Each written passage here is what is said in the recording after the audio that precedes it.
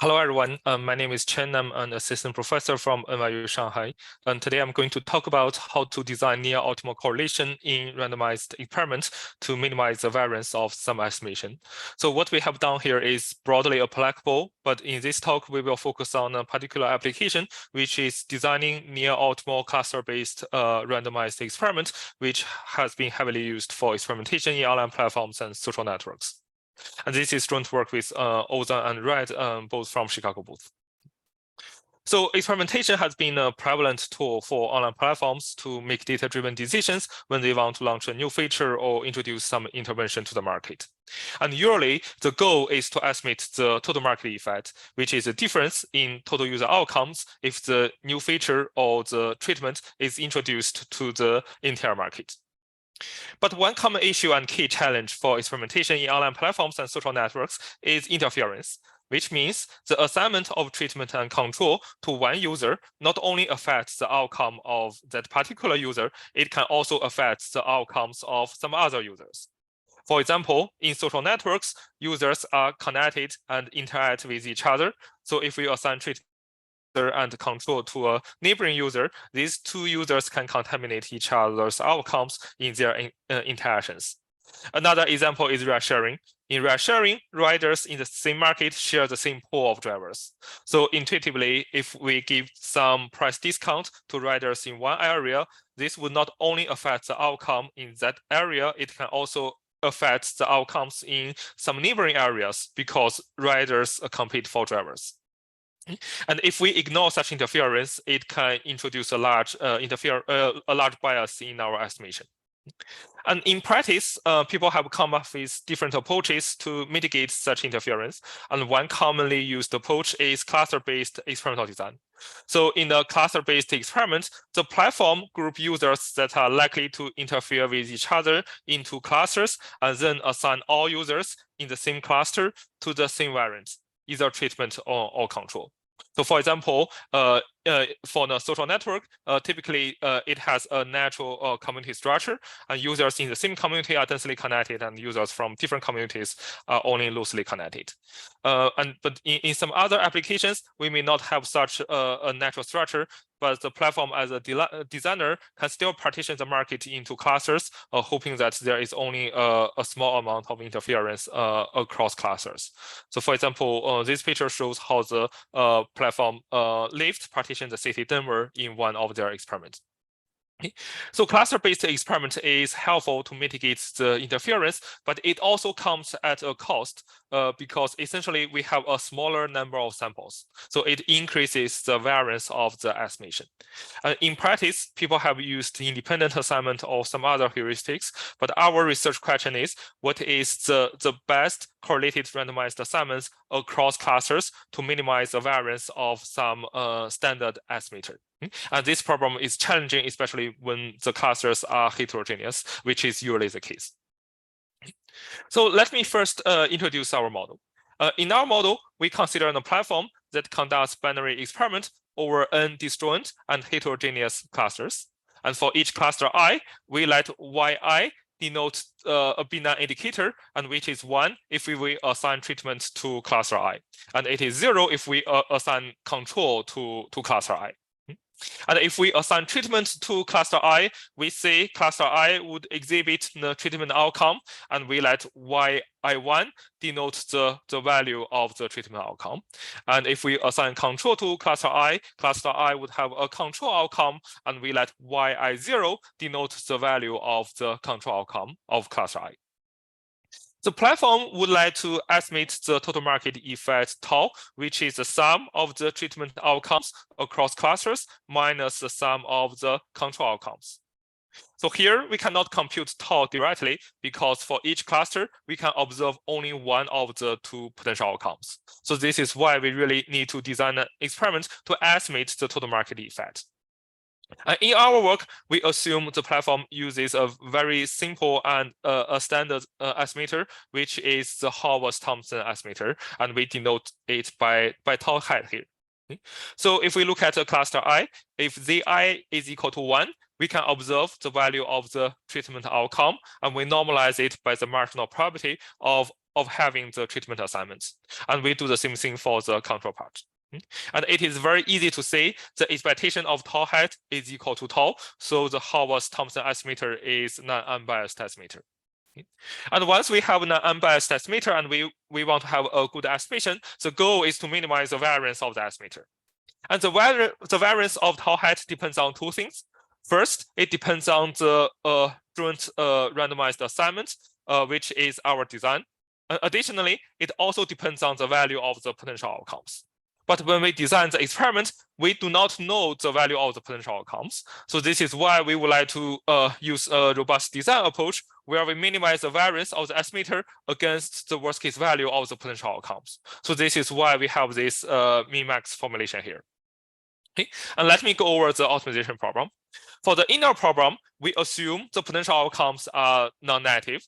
So this is critical to our model, but I claim this is also a very mild assumption. So for example, if you think about the number of clicks in online advertising, or the number of completed rides in ride sharing, or the amount of revenues, so on and so forth, all these need to be non-negative.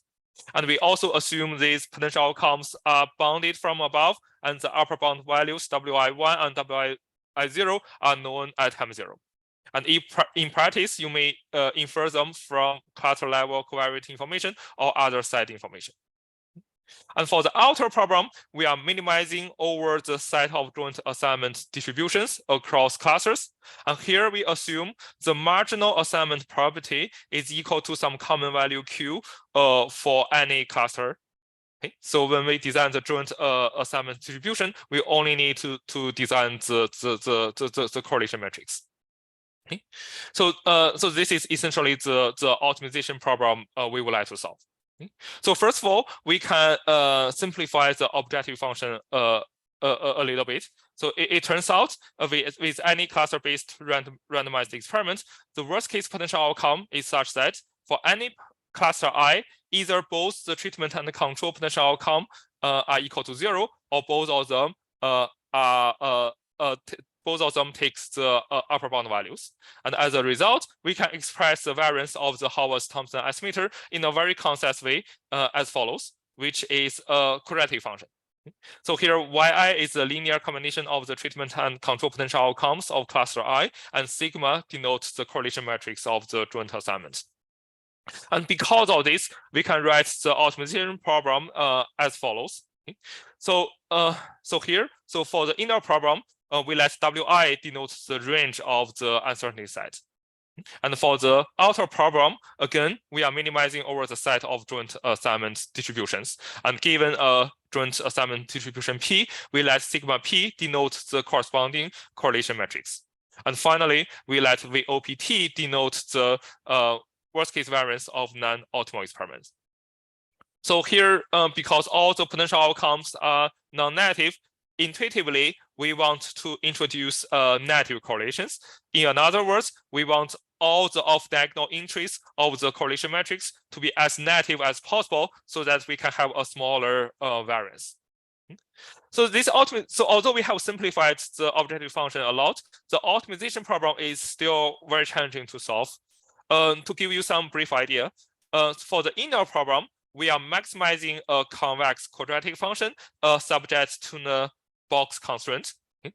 And to solve the problem, we need to enumerate all the extreme points of the feasible region. But the number of extreme points is exponential in the number of clusters. For the outer problem, the design variables are joint assignment distributions, and the number of design variables is exponential in the number of clusters as well. Okay. So moreover, another issue is even if we can solve the optimal experiment, it turns out the optimal experiment can have a very complicated correlation structure, which make it very difficult to implement and interpret. So for example, if we look at the Facebook social network example that I show you at the very beginning, so there we only have 7 clusters with different sizes. Okay. So it is a small problem instance, and we can solve the optimal experiments. But it turns out the optimal experiment is very complicated. So here is how the correlation matrix looks like if we take the marginal assignment property Q to be 1/2. Okay. So although we want negative correlation for any pair, the optimal experiment will prioritize some specific pairs over some other pairs. And moreover, it even introduced some positive correlations between small pairs to between small clusters to achieve a larger negative correlation between a large and a small cluster. Okay? So the optimal experiment is very complicated, and the correlation structure is highly non-trivial. And instead of solving the optimal experiment, our goal is to design some simple experiment that is easy to compute, easy to implement, and easy to interpret, and at the same time can achieve much of the benefits from such a complicated correlation design. So how can we do this? And before we formally introduce our experiment, let's first look at a simple warm-up example where all the size of uncertainty sizes Wi are equal. And in this case, it is very easy to show the optimal experiment has a very simple form. Specifically, the optimal experiment will select a fraction Q of clusters uniformly at random and assign them to treatment and assign the rest of the clusters to control. And the correlation between assignments of any two clusters is roughly -1 divided by n-1. N is the number of clusters, and the worst case variance of the experiment is roughly n over 4. So here is how the correlation matrix looks like. All the diagonal entries are 1, and all the off-diagonal entries take the same value. Intuitively, because clusters have equal sizes, the optimal experiment will treat clusters in an identical way. And randomly treating a fraction Q of them achieves the largest negative correlation for any pair. So here we can also think about the price of independence. Specifically, if we consider a very simple experiment where we assign treatment and control to each cluster independently, the correlation matrix is just non-identity matrix, and it is very easy to say the worst case variance of this experiment is equal to n. So the multiplicative gap is 4 here, and this indicates the price of independence. Okay. And with this preparation, we can formally introduce our experiment, which is very simple. So first, we sort clusters in decreasing orders of the value of Wi, and then we partition clusters into blocks so that each block contains clusters with similar sizes. And I will talk about how to do the partition in 1 minute. And finally, we randomly treat a fraction Q of clusters in each block, and we do this independently across blocks. And from our earlier warm-up example, we know this is the best way to introduce a negative correlation within a block if we ignore the cluster size differences in the block. And we achieve this as the price of independent assignments across blocks. And again, let's make a comparison. On the left-hand side is the correlation matrix of non-optimal experiment, because in general, clusters can have different sizes. The correlation matrix can have a very complicated correlation structure. On the right-hand side is the correlation matrix of our experiment. So here we have 4 blocks, and the last block contains only 1 cluster. Our experiment has a very simple structure because the correlation matrix is just the block diagonal matrix. And moreover, each block has a very simple structure as well, because all the off-diagonal entries take the same value, which is roughly -1 divided by the size of the block. Because each block has such a simple structure, it is very easy to characterize the worst case outcome and worst case variance for each block. And moreover, because the assignments are independent across blocks, the worst case variance of the experiment is just the sum of worst case variances of each block. Okay? And because of these two facts, it is very easy to compute the optimal partition of clusters into blocks using a very simple dynamic program. This is essentially how we can compute the optimal partition. So here is our main results. So first of all, our experiment has a good approximation ratio for any problem instance. So specifically, here VDP denotes the worst case variance of our experiment, and it is at most some constant times the worst case variance of non-optimal experiment, and the constant depends on the marginal probability Q. For example, if Q is equal to 1/2, the approximation ratio is roughly 2.33. And secondly, we can also express the relative gap in terms of cluster sizes. And this implies our experiment is asymptotic optimal when the number of clusters grows to infinity under a mild irregularity condition. So here, because we sort clusters in decreasing sizes, W1 is the largest cluster size. And secondly, we can show the worst case variance of an optimal experiment is proportional to the squared sum of cluster sizes. So this condition essentially says no cluster is extremely large to have a dominant effect on the performance on the variance of an estimator. And actually, this condition is also necessary for our experiment to be asymptotic optimal. Although our experiment has a good approximation ratio for any problem instance, the performance is substantially better in our numerical study. And secondly, these results are for very general settings, and for more specific settings, we can have stronger results, and you can check them in our paper. And finally, let's go back to the Facebook social network example as a very simple numerical study. So first, we use the classic Loven algorithm to extract clusters from the network, and it gives us the 7 clusters with different sizes, and these clusters are almost disjoint. And we will let the marginal assignment property Q be 1/2. We already seen how the optimal experiment looks like. It is very difficult to solve, and it has a complicated correlation structure. On the other hand, our experiment is very simple. It simply puts the first 4 clusters in one block and the remaining 3 clusters in the second block, and randomly treat half of clusters in each block and do this independently across blocks. And moreover, this only increases the worst case variance by 7%. So here we can also compare to some other simple heuristics. So first of all, if we randomly treat half of the 7 clusters, it increases the worst case variance by 30%.